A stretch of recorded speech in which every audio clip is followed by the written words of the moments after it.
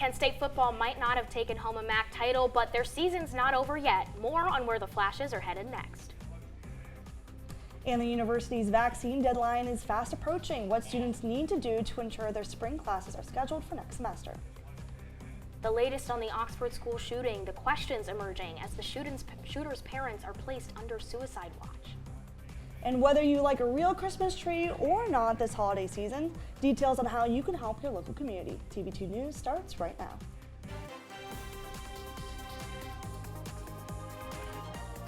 This is TV2 News.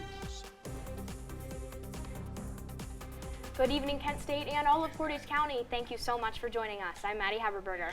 And I'm Gabby Jonas. The Kent State football team lost a hard-fought battle for the MAC championship title this weekend, but the loss doesn't mean their season's over. That's right. Our Mergen joins us now with a recap of the big game and the Flash's next chance to make history. Hi, Matt. That's right. The Flashes unfortunately lost to the Huskies 41-23, but their season is not over as they will play in the Idaho Potato Bowl. They will play against the Wyoming Cowboys, who are a rush-heavy team. I will have more in my sports report and highlights from the MAC championship game this past weekend. Thanks, Matt. Tough loss. And back on campus, the deadline for the university's vaccine requirement is fast approaching. Marz Anderson joins us now with more information on the university's plan to vaccinate majority of the student population. Marz? Maddy and Gabby, currently the university is in phase 2. This means unvaccinated students living on campus are tested bi-weekly, while off-campus students and employees are tested weekly. Phase 3 will begin December 20th, requiring all students, faculty, and staff to be fully vaccinated from COVID-19. And even with an exemption required to submit bi-weekly, you are required, You are required to submit to bi-weekly testing to stay compliant with the granted exemption. You can request an exemption by visiting kent.edu/coronavirus. If you haven't already been vaccinated or gotten the flu shot, you can get both vaccines in one quick trip to DeWeese Health Center on Kent State's campus. Simply ask for the flu shot after getting your COVID vaccine, and the University Health Services staff will provide both. Since October, the country has seen a spike in numbers of influenza cases, particularly on college campuses. Now, if you are fully vaccinated, you can visit uhs.kent.edu to schedule a flu shot or call the number below. The Portage County Health District is holding a Pfizer vaccine clinic for kids aged 5 to 11. The clinic is walk-in and it is being held right now till 7 p.m. Now, if you missed this one, another clinic will be held Saturday 9 to 1 p.m., both at the new center at NeoMed. The health district is also providing COVID vaccines during their normal children vaccine clinic hours every Wednesday, 8 a.m. to noon. You can call the number below to schedule this appointment because this clinic is appointments only. Now, as COVID numbers surge once again, Cleveland Clinic, Metro Health, and University Hospitals announced that they are voluntarily making adjustments to scheduling non-urgent surgeries at certain locations. And in Summit County, Summa Health has also planned to limit elective surgeries to deal with staff shortages, but they have been unable to.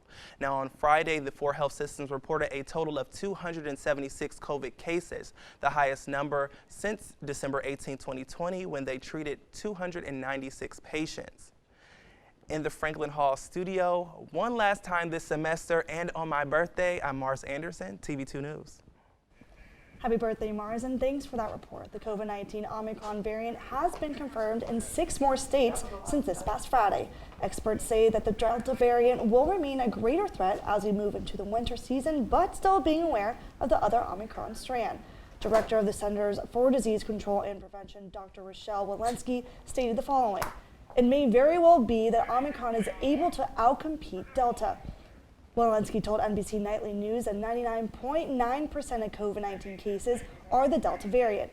CDC has yet to release new unique symptoms for the Omicron variant at this time. New stricter travel rules start today for passengers coming into the United States as the country once again is seeing a new rise in COVID-19 cases. Mandy Gaither has the latest. More than 100,000 new COVID-19 cases per day. That's what the U.S. is now averaging, the highest number of reported infections in 2 months. 99.9% of them are the Delta variant.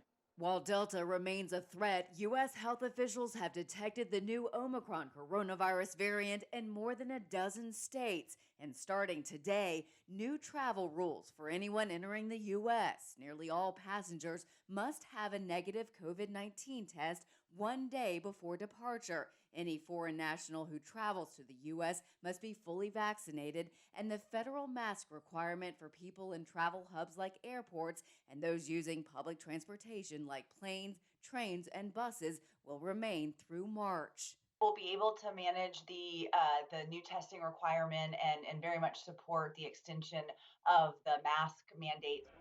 Travel industry leaders say any restrictions should be placed on individual passengers, not entire countries. Right now, the U.S. has a travel ban on South Africa and several other Southern African nations, but officials say those bans are being reevaluated every day. We need to figure out how to balance not only the economy and the health concerns simultaneously, but we also need to think about making sure that we can still welcome international travelers here to the U.S. I'm Mandy Gaither reporting.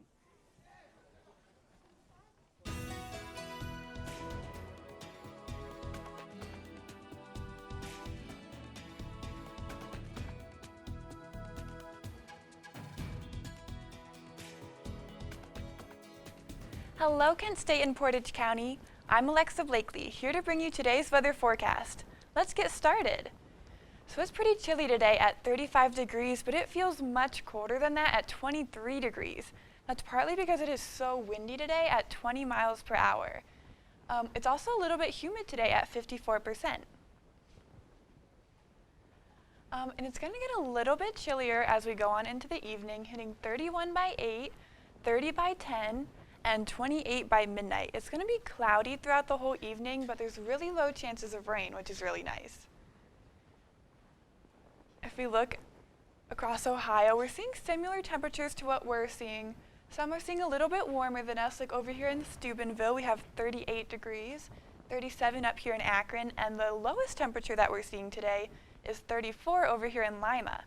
And if we zoom in on northeast Ohio, Ashtabula is seeing way warmer temperatures than we are today at 42 degrees. So is Sandusky at 39 degrees and Cleveland at 38 degrees, and we're kind of right in the middle. That's all I have for you right now, but don't go anywhere because when I come back later, I've got the statewide radar and the 7-day forecast. Stay tuned. Thanks, Alexa. First Energy reported that about 700 residents in Portage County were without power this afternoon, including 475 customers in Deerfield. The cause of the outages is currently under investigation, but power should be restored by all areas by 6:30 p.m. If you are experiencing an outage, report it to First Energy by calling 1-888-LIGHTSS. City of Kent's marijuana issue will appear on voters' ballots next year. Voters will be able to vote on the initiative that seeks to decriminalize minor marijuana usage in the City of Kent. The proposed ordinance states that the city's statutes will read that no fines would apply to people caught in possession of less than 200 grams of marijuana, less than 10 grams of solid hashish, or less than 2 grams of liquid hashish. Jail time has not been listed. Ohio Governor Mike DeWine and Lieutenant Governor John Husted announced today the approval of assistance for 10 projects that are set to create and retain thousands of jobs nationwide. LG Chem America Incorporated right here in Portage County is expected to create 72 new full-time positions, generating almost $5 million in new annual payroll. The Ravenna-based company focuses on producing an impact-resistant compound in a variety of applications, from toys to household appliances.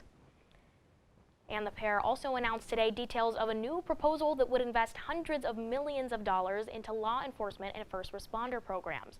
The proposal would award $250 million in American Rescue Plan Act funds to state and local agencies to counter increases in violent crime and mitigate the impact to staffing levels caused by the COVID-19 pandemic. A local domestic violence advocate will soon help pioneer a new statewide coalition to direct domestic violence programs across the state.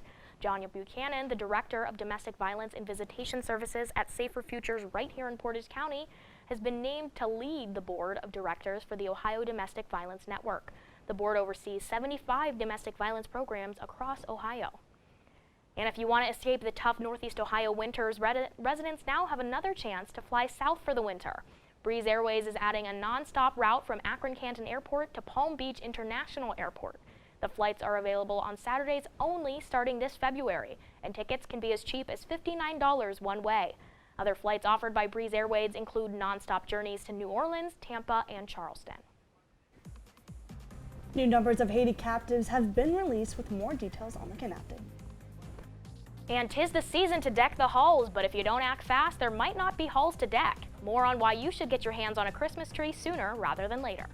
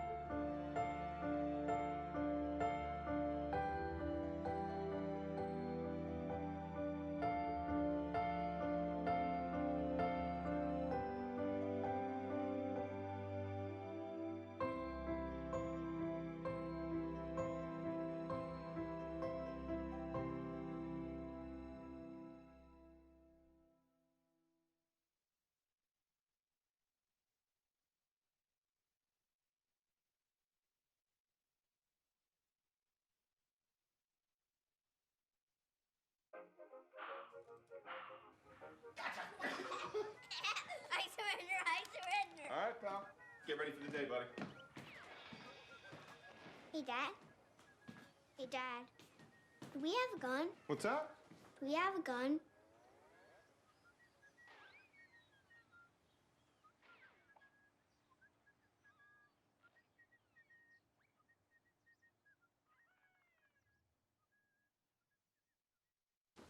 What to expect when you're expecting a teenager. Today we're talking about how to wake up your teen, and this works literally every time.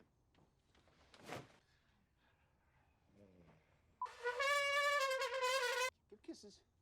Good kisses. You heard how loud No, I I was. heard. It wasn't you. It was the... Is that bacon?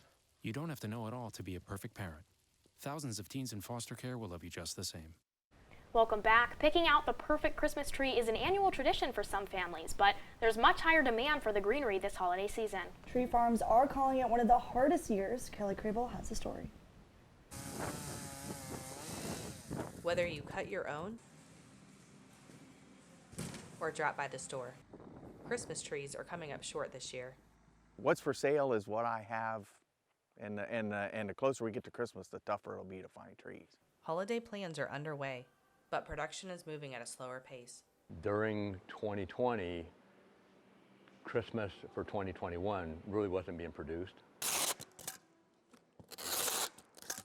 There's also a shortage of truck drivers, so items have been delayed.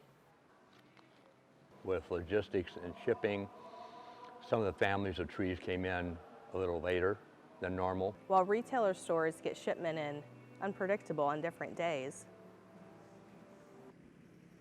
for real tree distributors, there's another kind of shortage this year. This year was the most difficult to find seedlings to put in. Most every place I called was sold out. First trees I put in were 2 cents a piece. Now we're up to $1.80 a piece. A lot of tree farms around here shut down, and so we're starting to get all of their customers. The farm saves a selection of trees for the following year, so returning customers can choose what they want.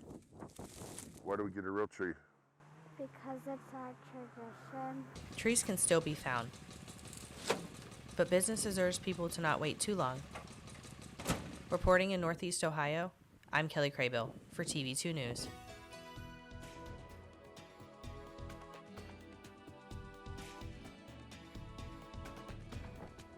Welcome back, everybody. I know you've been waiting for me. I have the rest of today's weather forecast, so I won't be keeping you waiting any longer. It is going to be so cold out tonight at 22 degrees, and there's a 50% chance of snow overnight. So you're going to need warm pajamas, lots of blankets. Sunset already happened at 5:02 p.m., and it's going to be really windy tonight at 20 miles per hour. It's going to be cloudy and very cold tomorrow, so remember a coat and a hat. And sunrise is at 7:36 in the morning. And speaking of tomorrow morning, it is going to be a cold one, starting at 24 degrees at 6. It's going to go down a little bit at 8.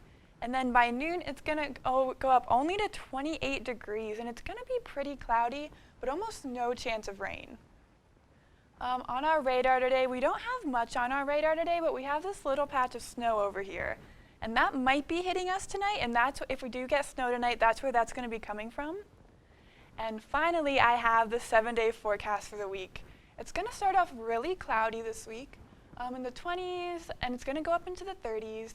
And then by Friday, it's going to jump all the way up to 51 degrees and then 64 on Saturday. Chance of rain on Saturday, and by Monday, we're going to be seeing sunshine again. And that is all I have for you today on this final show of the semester. I hope you have a wonderful holiday season. With TV2, I'm Alexa Blakely. Back to the desk. Thanks, Alexa. The Biden administration has announced a diplomatic boycott of the 2022 Beijing Winter Olympics. This means U.S. government officials would not attend the games, but U.S. athletes would still be allowed to compete. The administration has been under pressure from lawmakers to institute the boycott to take a stand against supposed China's human rights abuses. A full boycott of the Olympics is not expected. Alexander & Hornog processed meats recalled more than 230,000 pounds of their pork products. The company says the sum of its products, including its spiral sliced ham, uncured ham, and ham steaks, may have been exposed to listeria. No one has reported symptoms of feeling sick at this time, along with no evidence of the products being contaminated. More details on the company's recalled 17 products can be found on their website. And Christian Aid Ministries said 3 of the hostages in Haiti were released this past Sunday. Gang members kidnapped 17 U.S.-based missionaries near Port au-Prince on October 16th. Those kidnapped included an infant, a 3-year-old, and 2 young teenagers, along with 2 other missionaries who were released last month. With Sunday's release, 12 of the 17 who were kidnapped remain in captivity. It's been almost a week since the tragic Michigan high school shooting, and more questions remain, including whether some school officials could be held accountable. The prosecution now considering additional charges related to the school shooting. Daryl Forges has the latest. These children who were terrorized and killed and shot, none of it should have happened, and it could have been prevented. More questions surrounding the Oxford High School shooting. Oakland County Prosecutor Karen McDonald says school officials had legal grounds to search shooting suspect Ethan Crumley's backpack and locker, but did not. We don't know exactly if that weapon was in his bag, where it was. We just know that it was in the school and he had access to it. McDonald did not comment on what the school knew or didn't know and says the investigation is still ongoing. We haven't ruled out charging anyone. As the investigation continues, Oxford Community School Superintendent Tim Throne says the plan to return students to Oxford High School is evolving. The school district released a soft reopening plan based on guidance from different sources, including mental health experts, as well as advice from families who have been through similar tragedies. Superintendent Throne says, quote, "At this time, our plan is to move slowly and gradually, balancing social and emotional needs with some low-stress academics." Last Tuesday, 15-year-old Ethan Crumley allegedly opened fire at Oxford High, killing 4 of his classmates and wounding several others. The teen's parents, James and Jennifer Crumley, were charged with 4 counts of involuntary manslaughter. Now, all 3 are in the same facility behind bars. They are segregated, each individually, in isolation. We have advanced watch on them. I'm Daryl Forges reporting. Former CNN host Chris Cuomo did not appear on his SiriusXM radio show this morning, just days after losing his high-profile cable news spot. Instead, former ABC News reporter Brian Ross was behind the microphone. Cuomo was fired on Saturday after new details emerged about his efforts to help his brother, former New York Governor Andrew Cuomo, fight sexual harassment allegations that led to his resignation. An investigation into Cuomo found that he offered advice to his brother's staff, which is in violation of CNN's code of conduct. Kent State played in their MAC championship game this past weekend. Tune into my sports report for highlights from the game. When we adopt a shelter pet, we discover they're a unique mix of all kinds of things. There it is. Keep going with it. Leo. They're a little bit of a lot of things, but they're all pure love. The black truck? Hey, Christina from accounting. Yeah, hi. Hey, I used to date a girl named Christina. Oh, really? Yeah, and then she dumped me for my best friend. You want to see some photos of them that I took? I don't. I thought we talked about this, buddy. Buzzed and overshared again? Yeah. Yeah. I'm gonna call a car. That's a smart idea. So, yeah, I know. That's why I did it. Hey, you're gonna get back to the top of the mountain. Does that mean I'm gonna get back with Christina? No. Oh. No. There's a lot of fear in coming back to school. I'm a 40-year-old man that walked in there to get his high school diploma. It was very hard for me, but one of the teachers was Miss Araceli. She gave me direction. Every single time I had a question, she'll put down whatever she's doing and she'll sit there with you until you get it. 50% of getting your high school diploma is walking through those doors. The other 50% is doing the work. Find free adult education classes near you at finishyourdiploma.org. There was an old woman who lived in a shoe. She had so many children, she didn't know what to do.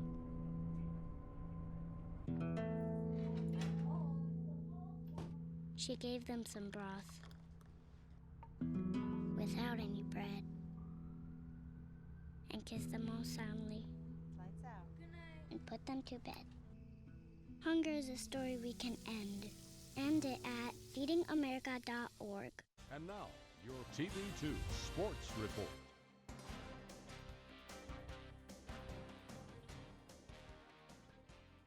Hello everyone, I'm Matthew Mergen, and what a crazy weekend it was in sports. No Browns this week, but a ton of Kent State football, so let's get right to it. The Flash took on the Northern Illinois Huskies this past weekend for the MAC championship at Ford Field. The Huskies jumped out to a lead in the first half, leading 17-0. The Flashes struggled to stop the run in this one, and the Huskies dominated time of possession. The Kent State offense struggled to get anything going with the limited time they had and then committed 2 turnovers in this critical game. The Huskies had double the possession time the Flashes had, and the Flashes defense could not get off the field. The Huskies ran with this one with a final score of 41-23. Coach Sean Lewis spoke after the game about what went wrong for the Flashes, and he discussed the next matchup in their bowl game. Today, but I'm not going to let this one loss define our team. We've had a heck of a run. These guys are great men of great character, and they got bright futures ahead of them. We got one more game that we've earned the right to play, and I know they're going to bounce back and respond the right way because of that. You know, obviously this is a big one. You'd love to have it. Came up a little bit short. You know, tip of the cap to Coach Hammock and his staff and his players. They played really, really well. We didn't execute our plan to the best of our ability. We knew going into it, if we could do that, we'd have a great chance. We did not do that. We came up a little bit short. So those are the hard lessons that you learn in this great competitive arena, but I'm really proud of my young men to step in, to go all in, to do everything that we asked them to do throughout the course of this week, and I need to lead our organization better. The Idaho Potato Bowl will be a matchup between the Golden Flashes and the Wyoming Cowboys. Kent State's defense will play against a run-heavy Wyoming team in what should be a great bowl matchup. Now moving over to the NFL, no Browns game this week, but we got a great matchup between the Steelers and the Ravens. Good news for Browns fans is the Bengals lost to the Chargers, and one of their 2 division rivals would go on to lose this game. This was a great defensive battle as the score was only 7-3, favoring Baltimore at the half. Pittsburgh went down 10-3 in the third quarter, but 17 fourth-quarter points gave the Steelers a 20-13 lead late in the fourth. Lamar led his team down the field for the score with just seconds left on the clock, and the Ravens would go for 2 to try and win it in overtime. TJ Watt saved the game for the Steelers as he got pressure on Lamar, who would then rush a throw to a wide-open Mark Andrews, who couldn't pull in the catch. The Steelers survive and win this one with a final score of 20-19, and this division remains a tight race. That's all I have for sports today. I'm Matthew Mergen, and make sure to tune in tonight for Sports Corner at 8 p.m. And if you're a Spider-Man fan, we've got some good news for you coming up right after this.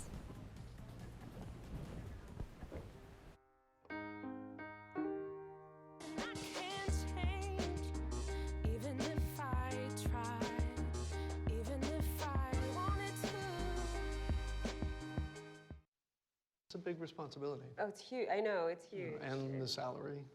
Oh my god, yes. I mean, Right? like, I was about to move in with my parents, and right before, yeah, so this saved me. I really believe in you, you know.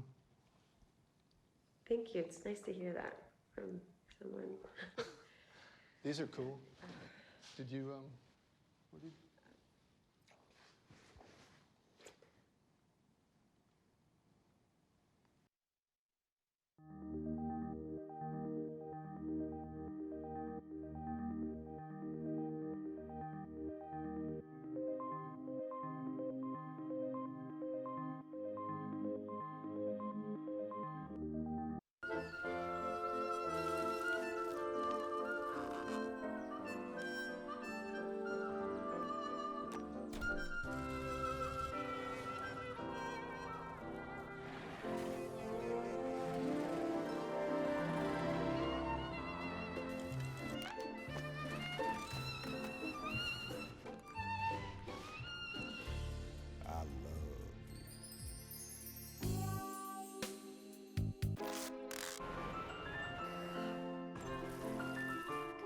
strawberries?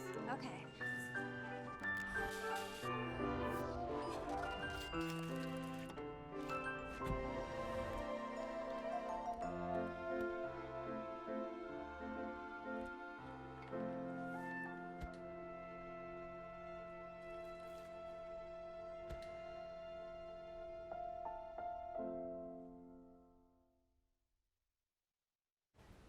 Welcome back, and thanks for sticking with us. We have plenty of movie news to start your week. Here's David Daniel with the Hollywood Minute. What? Ana de Armas broke out opposite Chris Evans in 2019's Knives Out. Now they're teaming up again in the romantic action adventure Ghosted. De Armas is replacing Scarlett Johansson, who was originally set to star in the project. Marvel has given us our first look at Spider-Man Across the Spider-Verse, the sequel to the Oscar-winning Spider-Man Into the Spider-Verse. And since Marvel is billing this as Part 1, we can expect at least one more animated adventure after this film opens next October. It was my opportunity to try things. Speaking of Spidey, Tom Holland, the current live-action Spider-Man, is stepping into Fred Astaire's dancing shoes. Holland is set to play Astaire in a biopic about the legendary big-screen dancer, actor, and singer.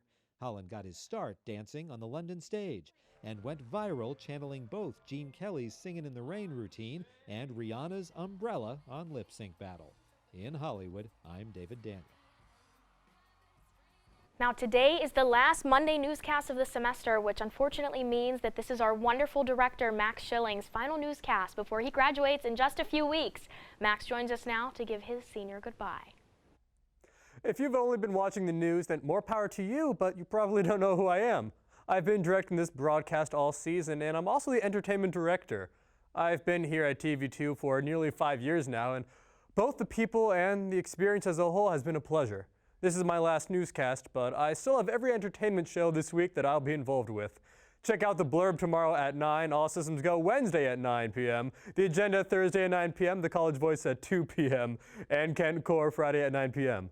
I've been heavily involved with each show, and I hope that you enjoy them for years to come. I've been Max Schilling, and good night, Portage County. Thanks, Max. We're really going to miss you. And that does it for your final Monday newscast of the year 2021. Thank you so much for joining us throughout this semester. Be sure to connect with us on social media at Kent Wired and visit our website where you can get signed up for the Kent Wired newsletter to have the day's top stories sent straight to your inbox. I'm Gabby Jonas. And I'm Maddy Haberberger. Have a great night, Portage County. Happy holidays, and we'll see you in 2022.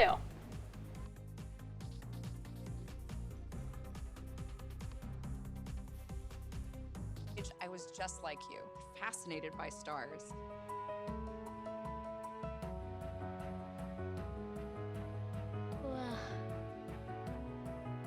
But now I get to search for life in the universe.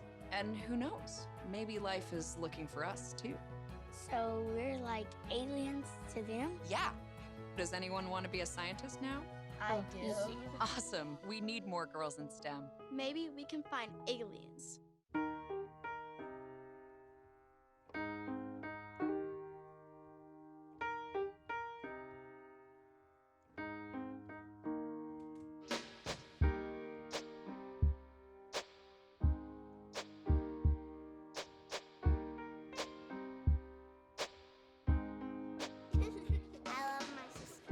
Heart doesn't see race.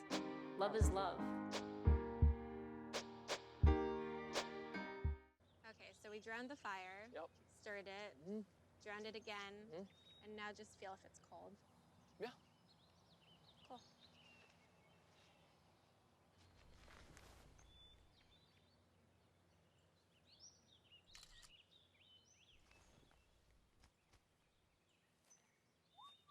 Smokey just gave me a bear hug. I know. I already posted it.